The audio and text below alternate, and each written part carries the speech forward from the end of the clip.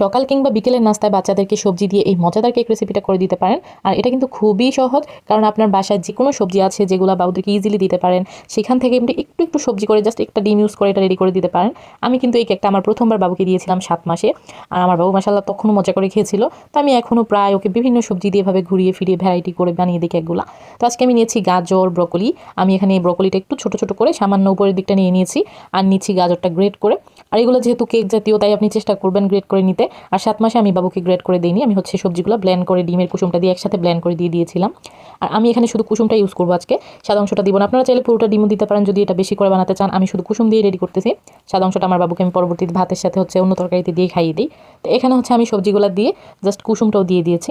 ডিমের কুসুমটা জাস্ট এভাবে ফেটিয়ে নেবেন একটু।